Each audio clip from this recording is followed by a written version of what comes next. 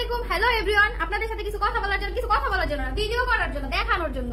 মদের বোতল কই থাকে? বারের মাইয়া ইমো ফ্রিল্যান্সিং, ওরে বাস। কেউ ইমো ফ্রিল্যান্সিং প্রমাণ দিতে পারলো না, এখন মদের বোতল কই থাকে একটু দেখাবো। হ্যাঁ, আর যে বাড়ি আমার রোস্ট করলো না যে ইমো ফ্রিল্যান্সিং মদের বোতল হ্যান্ড টেন বকর চক্কর, ওই বাড়িতে দেখাই। হ্যাঁ, এই যে দেখেন মদের বোতল কই থাকে।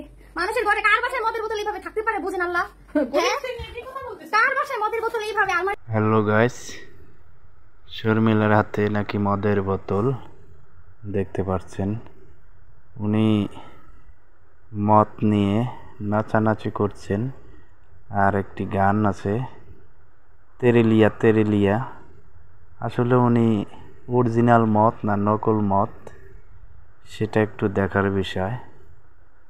এই শর্মিলার এই ভিডিওটি অনেক ভাইরাল চলতেছে,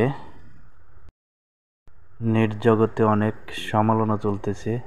উনি নাকি মদ খেয়ে মাতলামি করছেন লাইভে এসে।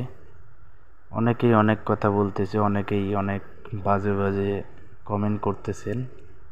আসলে উনি মদ খায়নি, উনি মদের দেখিয়ে এমনিতে অভিনয় করেছে।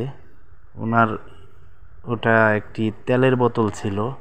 উনি আবারও লাইভে এসে বলে দিলেন যে এটা একটা তেলের বোতল, আসলে মদ ছিল না। অবশ্যই আপনারা দেখতে পাচ্ছেন শর্মিলা এতটা নিচে নামতে পারে বলার ভাষা নেই।